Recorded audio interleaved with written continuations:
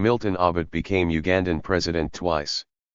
He led Uganda to independence from Britain in 1962, becoming prime minister. Traditionally, the Bugandan king or Kabeta became president, although the position was considered to be only ceremonial. He was deposed by Idi Amin in 1971 and fled to Tanzania. In 1980 he returned home to Uganda following the Ugandan invasion by Tanzanian forces and the subsequent deposition of Amin. He was president until 1985, when he was deposed a second time by Museveni. In 1971, when Obote was attending a meeting of Commonwealth heads of state in Singapore, Idi Amin staged a coup and deposed him. On his return, Obote sought asylum in Tanzania. He condemned the political excesses of his successor, who had gone on a mass killing of political opponents. In 1979, with the help of Nyerere's Tanzanian army, Amin was overthrown. Obote got a second chance to become president of Uganda. He was overthrown again 1985 by Museveni. Obote died of kidney failure on October 10, 2005 at a hospital in Johannesburg. Apollo Milton Opeto Obote, December 28, 1925 to October 10, 2005, Prime Minister of Uganda from 1962 to 1966 and President from 1966 to 1971 and from 1980 to 1985, was a Ugandan political leader who led Uganda to independence from the British colonial administration in 1962. As a student he was expelled from Makerere University, of which he was later Chancellor, for taking part in a strike. Moving to Kenya, he became involved in the Kenyan independence struggle, which prepared him to return to Uganda to start a branch of the Ugandan National Congress and assume a prominent role in the independence movement. Unlike in Kenya, this was a peaceful struggle. After engineering a strategic alliance with Mutsa II of Buganda's Royalist Party, he entered the Legislative Council in 1957. Following independence, the alliance won the 1962 election.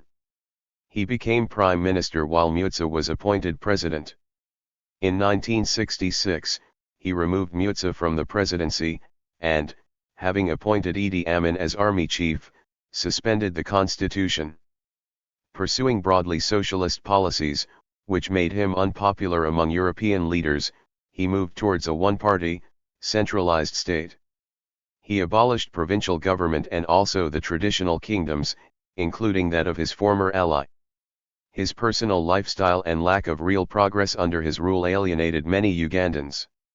While attending a meeting of the British Commonwealth in 1971, he was overthrown by Idi Amin, whose oppressive rule ended in 1980. Obote spent the intervening years in Tanzania as the guest of his friend, Julius Nyerere.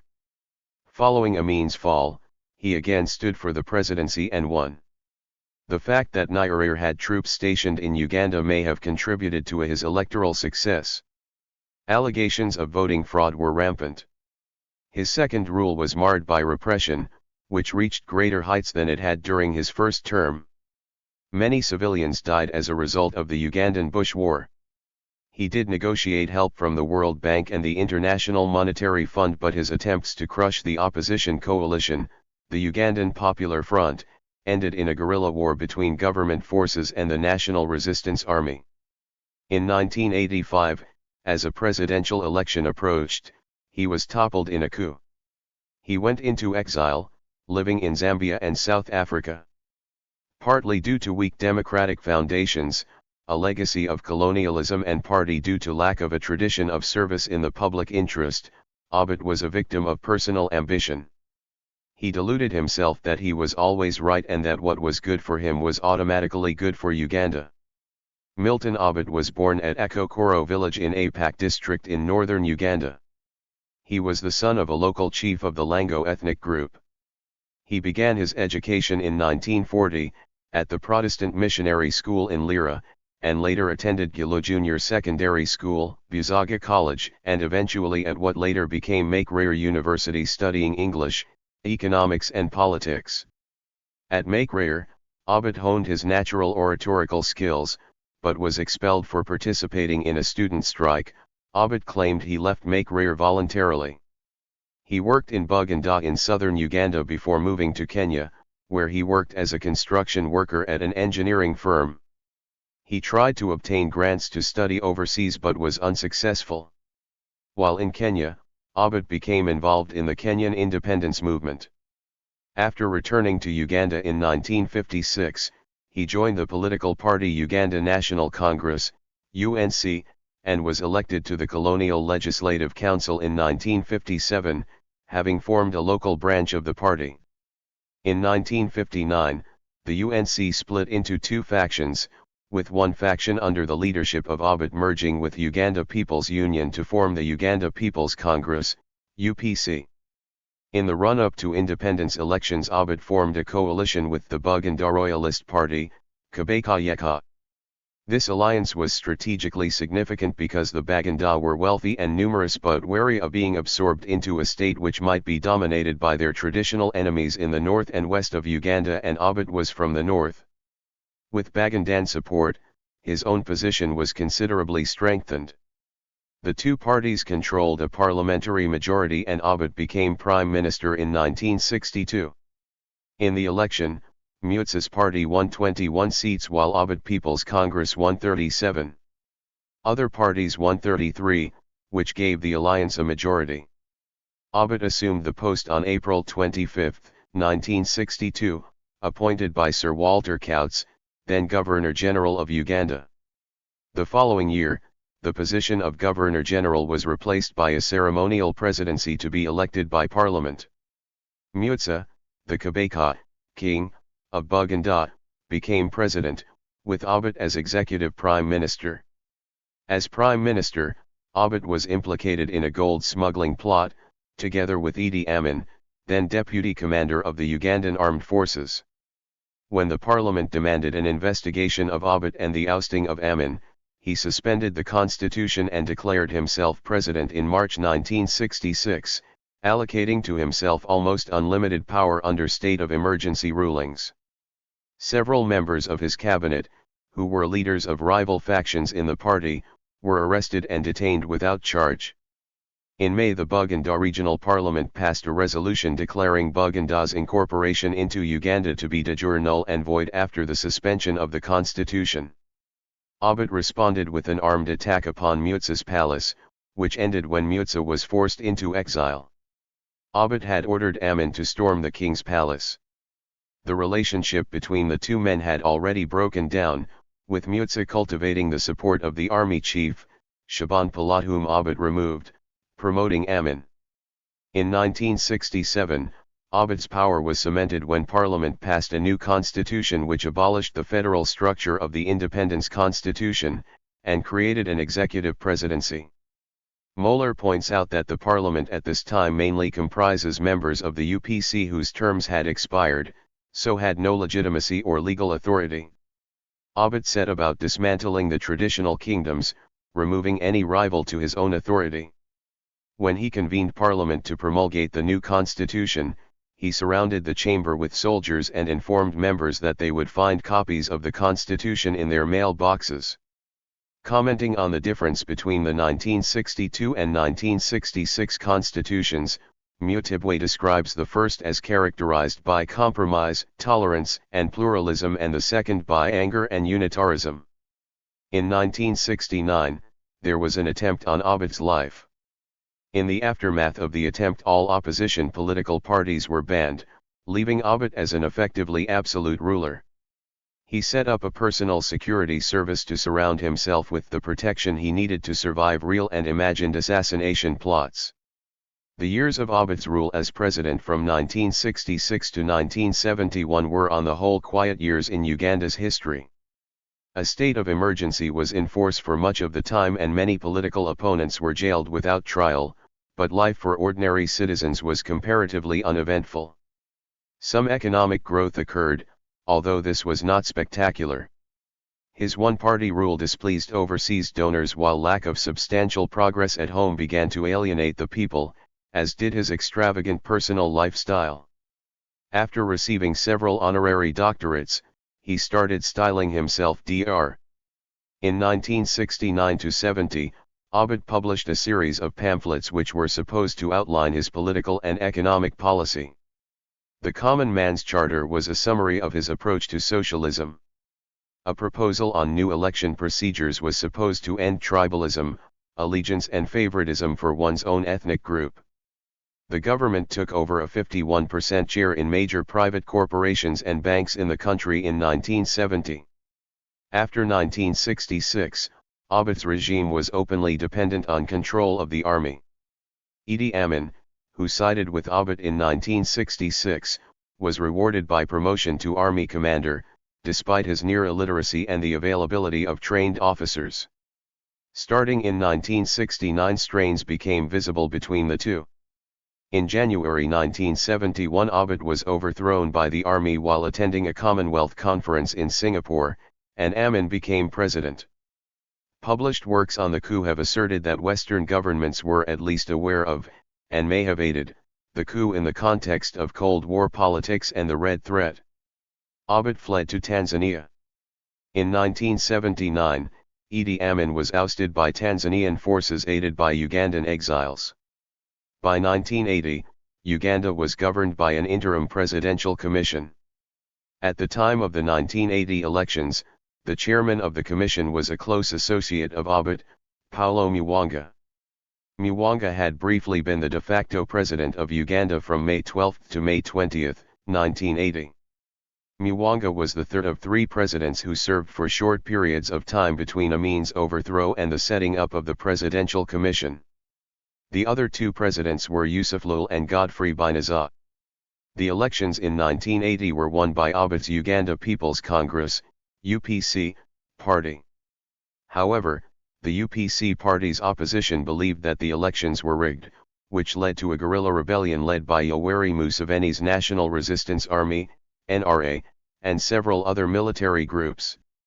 The Tanzanian forces were gradually withdrawn, possibly because Uganda was unable to repay the expensive cost of their intervention, estimated as $600 million. Approximately 100,000 people died as a result of fighting between Obote's Uganda National Liberation Army, UNLA, and the guerrillas. Amnesty International and the Red Cross reported numerous human rights violations.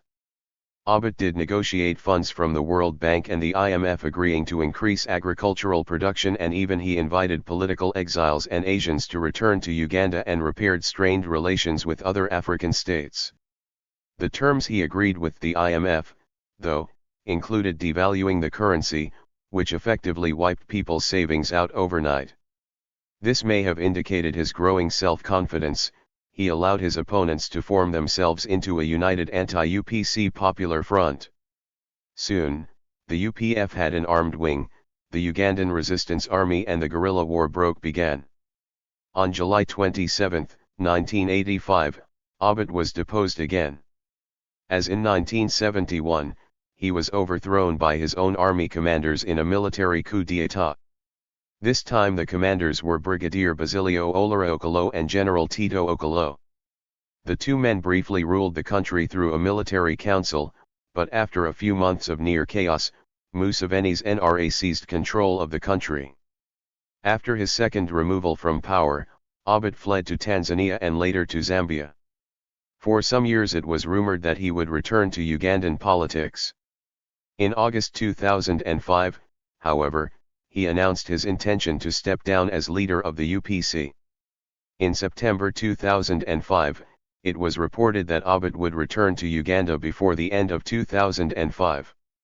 On October 10, 2005, Obote died of kidney failure in a hospital in Johannesburg, South Africa. Milton Obote was given a state funeral, attended by President Museveni in the Ugandan capital Kampala in October 2005, to the surprise and appreciation of many Ugandans, since he and Museveni were bitter rivals. Other groups, such as the Baganda survivors of the Luwero Triangle massacres during the Civil War, were bitter that Obote was given a state funeral. He was survived by his wife and 5 children. On November 28, his wife Miria Obote was elected UPC party president. One of his sons, Jimmy Akena, is a member of parliament for Lira.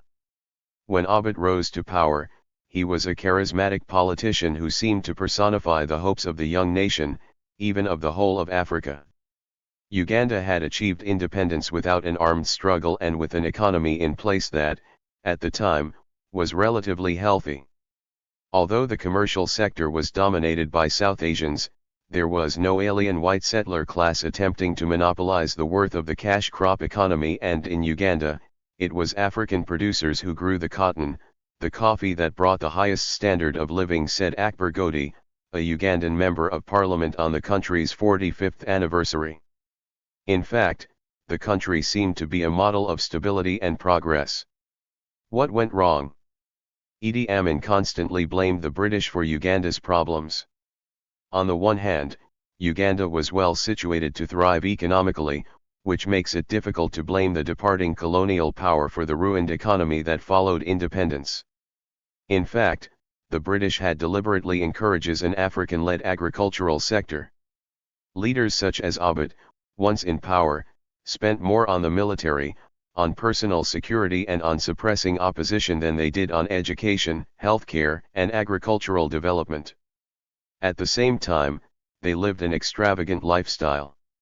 What can be laid at the blame of the departing colonial power was that the British did not properly prepare people such as Milton Obote for leadership. The British had established a legislative council in 1921, but the membership, which was appointed, consisted of whites and Asians, and it was not until the 1940s that the first 3 Africans were nominated. The northern province was ignored, while the Baganda were given a permanent seat. Instead of members on the council regarding this as a privilege, it was seen as a right. Nor did members see their role as one of selfless service to promote the good of the whole state. They aimed to protect the interests of their own province, or clan.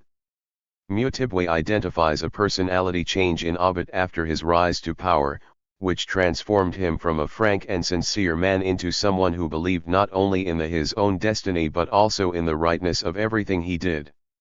He could not tolerate dissent, or opposition. The repressive measures he took stemmed from this personality transformation. His centralization of governance and attempts to end the autonomy and power of local elites was also influenced by the ideas of Kwame Nkrumah, who believed in dismantling the traditional institutions, such as the Kingdom of Buganda, that in his view would hinder the development of national unity.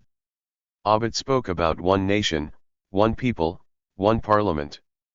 Where he went astray was in his conviction that he symbolized the nation, the people, and parliament. He systematically dismantled the traditional kingdoms of Buganda, Ankole, Bunyoro, and Tor, removing any rival to his own central authority. Genuine, pluralist democracy was not given a chance to flourish. If the British had nurtured and fostered a tradition of public service, a more solid foundation would have existed on which the post-independence leaders could have built. Once in office, the attraction of being a head of state and of living extravagantly was too great to resist. In 1963, Obote was awarded an honorary Doctor of Law from Long Island University in the United States, and in 1964 he received the same degree from the University of Delhi, India. After this, he always styled himself Dr. When Makerere, founded as a college in 1922, was upgraded to a university in 1970, Obote became its first chancellor. When Amin took over, he appointed himself chancellor, but Obote was reinstated from 1981 to 1985. Both men enjoyed the status of chancellor, but neither did much to develop the university, dubbed the Harvard of Africa. During the 1970s the buildings were neglected, and from 1978 until 1986 the medical school lost recognition from the United Kingdom General Medical Council. Thank you for watching this video.